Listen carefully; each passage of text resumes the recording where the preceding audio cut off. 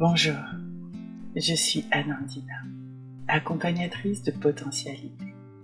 Je suis énergéticienne, médium, canal, et je vous accompagne sur votre chemin personnel et spirituel vers l'ouverture de votre propre potentialité.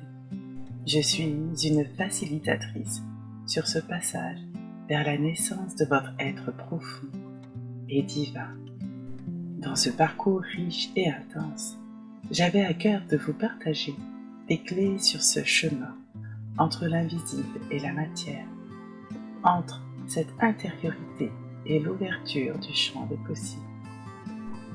Merci de votre écoute. Bonjour les étoiles. Aujourd'hui, nous allons voir la connexion entre les contrats d'âme, les liens énergétiques, le pardon et l'amour. Lors de la création de notre plan d'incarnation, généralement nous choisissons avec nos guides et notre famille d'âme certaines étapes afin de nous permettre d'apprendre et d'atteindre nos objectifs.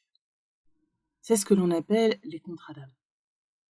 Dans nos choix d'expérimentation, nous choisissons de vivre différents types d'expériences, par exemple traverser la perte d'un être cher afin d'apporter de l'aide aux parents endeuillés, s'affranchir de préjugés familiaux ou sociétaux, apporter de nouvelles connaissances pour une avancée de l'humanité, ou apprendre à sortir de ses propres barrières, de sa timidité, d'oser s'exprimer dans son entièreté.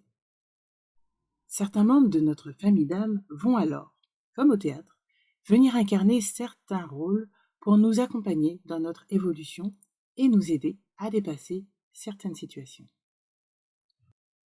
Par exemple, si vous venez apprendre à vous positionner ou à retrouver plus de liberté dans votre vie, vous pourrez avoir un début de vie où vous serez assez timide, où vous manquerez de confiance en vous. Tout le long de votre parcours de vie, vous aurez différents passages où vous aurez à exprimer vos émotions, vos envies, votre avis, vos projets avec de plus en plus de facilité. Cela pourrait même vous amener à vous aimer physiquement, intérieurement, à prendre plus d'assurance, à vous estimer et vous positionner de plus en plus. Vous irez par la suite jusqu'à vous exprimer en public, tenir des conférences, des stages et écrire un livre où vous transmettriez tout ce que vous avez appris pour transformer votre propre vie. Dans tout ce cheminement, les membres de votre famille d'âme incarneront à certaines étapes le rôle du parent qui prend toute la place dans sa famille, autant par son charme, son charisme, sa facilité d'expression, de sociabilisation, ou bien encore son narcissisme. D'autres âmes incarneront les proches qui vous soutiendront, un coach, un patron tyrannique, une rencontre clé dans votre vie. Le jeu de notre incarnation est de transcender ces différents épisodes que nous vivons avec plus ou moins de facilité. C'est en cela que nous entendons si souvent que les autres sont le reflet de notre intériorité, car nous avons à comprendre, transmuter chaque leçon. Carl Gustav Jung disait « Tout ce qui nous irrite chez les autres nous conduit à une meilleure connaissance de nous-mêmes. » Dans ce contexte où l'on comprend que nous venons jouer dans la matière, on pourrait se demander alors comment se créent les liens énergétiques et en quoi est-ce nécessaire d'accueillir le pardon. Dans notre incarnation, nous avons le voile de l'oubli et nous avons oublié le jeu. L'ego ici prend toute sa place dans le processus de notre incarnation. Il nous sert à nous identifier, à nous rattacher à la personnification de notre rôle, de notre personnage que nous venons expérimenter, jusqu'à penser qu'il s'agit de notre seule réalité. Un peu comme dans l'univers du jeu vidéo ou de la réalité virtuelle, où nous nous perdons dans le jeu jusqu'à oublier notre potentiel illimité. D'ailleurs, cela peut parfois être déstabilisant lorsque l'on en prend conscience, car cela nous renvoie à notre rôle créateur et à l'illimité de nos possibilités. Alors, les liens énergétiques et le pardon dans tout cela. Si tout est une formidable pièce de théâtre, Pourquoi est-ce que nous avons des liens énergétiques et pourquoi est-ce si important de pardonner? Encore une fois, nous avons oublié le jeu et nous fondons dans l'illusion, qui est pour nous notre réalité.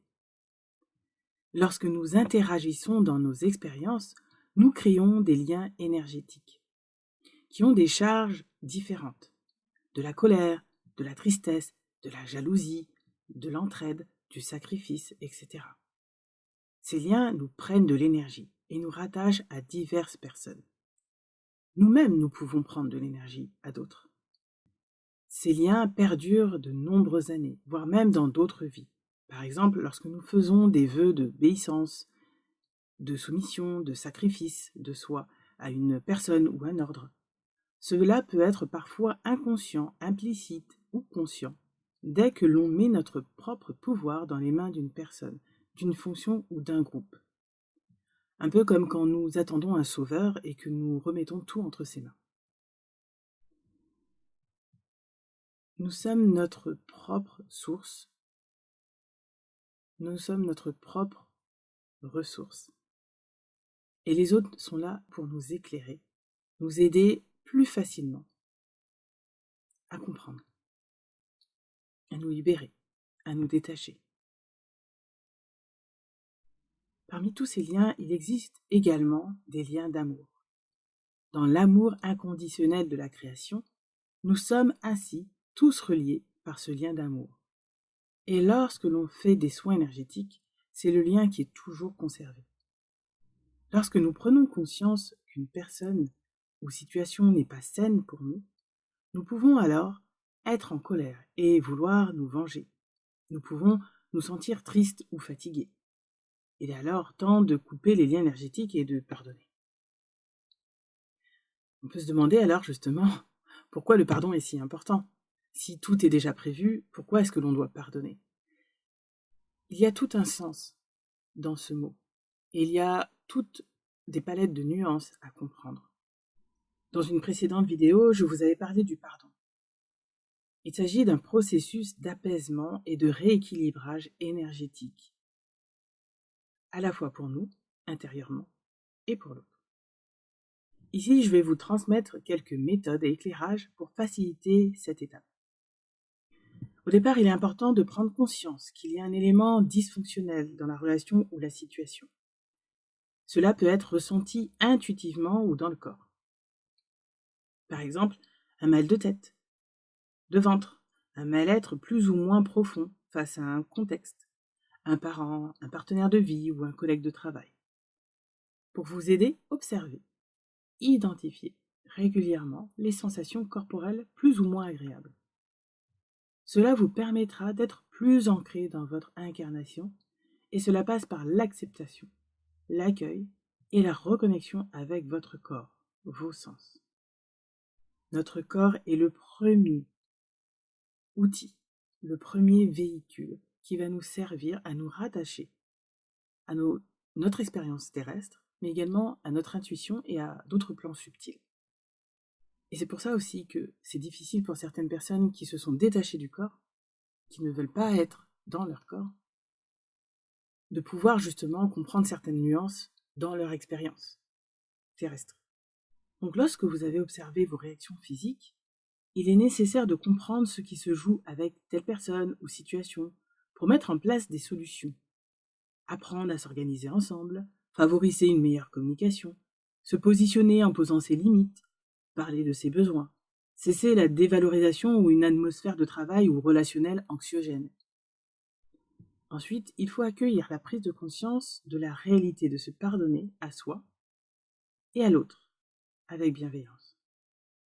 Le pardon à soi-même est très utile car nous avons tendance souvent à nous critiquer, nous flageller, en se disant que nous sommes coupables, incapables.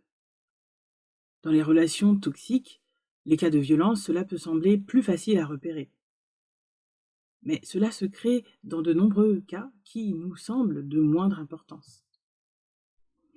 Par exemple, le fait qu'une personne envahisse votre espace physique ou mental, ne vous laissant pas votre espace nécessaire pour se sentir en sécurité ou prendre le temps de saisir votre état d'être, votre état émotionnel.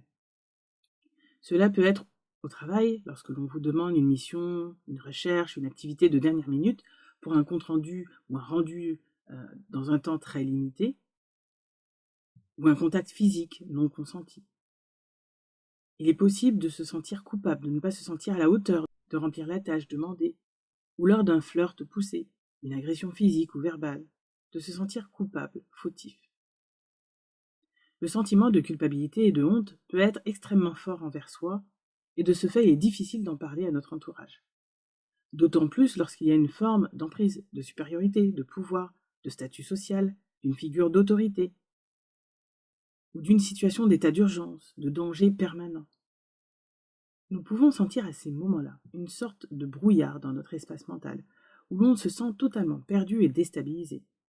Une forme de dissociation se crée alors entre notre tête et notre corps. Cela crée de la confusion mentale. Rappelez-vous, il est important alors de comprendre ce qui se joue, de se pardonner, d'avoir cru que l'on a mal agi ou que l'on est victime de quelque manière que ce soit. Et on reprend notre place dans notre corps et dans notre vie. C'est dans un espace de calme que l'on peut entendre, ressentir plus facilement notre intuition, notre corps et ce que l'on souhaite réellement. Accueillir le pardon pour l'autre peut parfois prendre du temps. Il s'agit là d'accepter les faits, ce qui s'est produit, ce qui a été acceptable ou non pour nous. C'est le fameux « ok, je comprends ce qui s'est joué, j'ai compris la leçon et je tourne la page ». L'autre est un enseignant qui nous permet d'apprendre. Cela ne justifie en rien les actes, paroles, la souffrance qui a été vécue. C'est simplement l'accueil de l'apprentissage des leçons et ensuite de la forme qui a été la plus adéquate pour soi. Une fois que l'on comprend que notre ego, qui s'identifie au personnage, au rôle, selon la place qu'il occupe, le fait de pardonner à l'autre peut alors être plus ou moins long, selon la souffrance que l'on a eue, selon l'orgueil, les résistances, la colère qui existe en nous pendant plusieurs mois, voire plusieurs années. C'est aussi à ce moment-là que l'on peut aller voir pour un soin énergétique, pour une hypnose ou autre, pour aller voir un thérapeute et couper les liens qui ne sont plus utiles. Lors des soins énergétiques, passage d'âme et canalisation, je demande toujours ce que le consultant devait apprendre lors de ses expériences, afin qu'il puisse poursuivre son chemin personnel avec plus de paix. Dans diverses cultures, nous retrouvons ce principe de pardon et de transmutation. Ici, je vais vous parler de la tradition sociale et spirituelle de repenti et de réconciliation hawaïenne, le Ho'oponopono. C'est une pratique qui se réalise avec un accompagnant, Akuna Lao Lapahao, ce qui se rapproche chez nous du prêtre ou prêtresse, guérisseur, guérisseuse. Ho'oponopono peut se traduire par remettre les choses en ordre, rétablir l'équilibre. C'est une purification spirituelle, une réunion familiale durant laquelle les relations sont rétablies par des prières.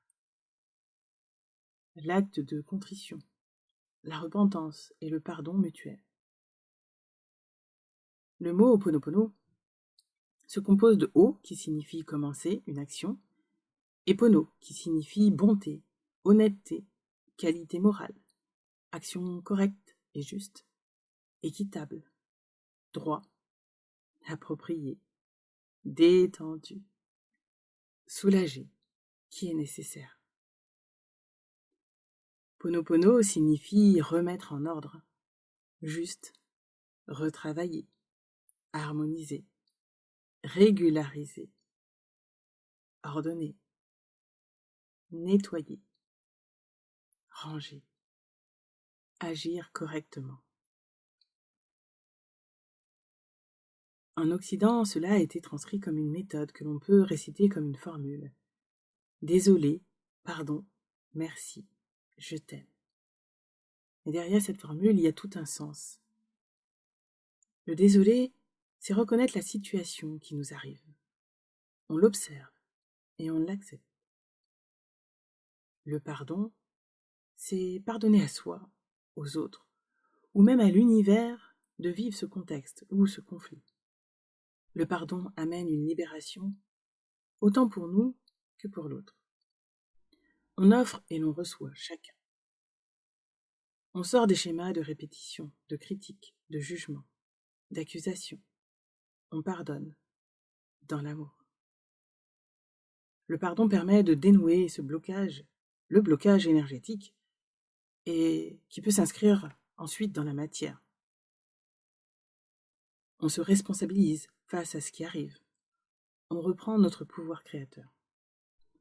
On rééquilibre le karma, la balance des âmes que l'on retrouve en Égypte. On apaise des liens qui peuvent se poursuivre dans cette vie et les suivantes, jusqu'à toucher au point d'équilibre. Avec le merci, on rencontre le sens de cette situation, ce qu'elle nous a appris et ce qu'elle nous a permis de nettoyer, de libérer en soi. La gratitude contribue à amorcer un changement positif, plus neutre. C'est le merci de l'amour inconditionnel. Le je t'aime nous permet de renouer avec l'amour. Au lieu de rester dans le négativisme, on transcende le sombre vers la lumière. Encore une fois, il ne s'agit aucunement de se culpabiliser, mais plutôt de rétablir un équilibre. Une paix intérieure et une harmonie entre le corps et l'esprit. Dans de nombreuses explorations, Gaïa, les êtres lumineux, nous ont transmis régulièrement ces mêmes informations avec des nuances différentes afin de nous accompagner lors de notre ascension collective et planétaire. Nous accueillons la compréhension de nos fonctionnements internes, psychisme, comportement, émotions, et ainsi s'installe en nous tous une paix intérieure et une harmonie holistique. Nous apprenons à prendre la responsabilité de nos actes et exprimer nos sentiments de manière constructive. Ensuite, en cultivant une attitude de gratitude, nous pouvons individuellement et ensemble développer une vision positive de la vie, renforcer notre amour et confiance en nous-mêmes et en ce qui nous entoure.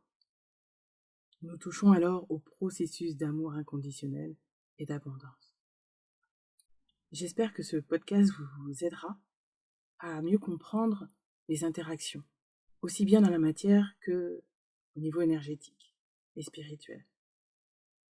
Si vous avez apprécié et souhaité soutenir ce podcast, vous pouvez liker, le partager et commenter. Je vous remercie de votre écoute, de votre soutien et de votre participation à l'éveil de conscience.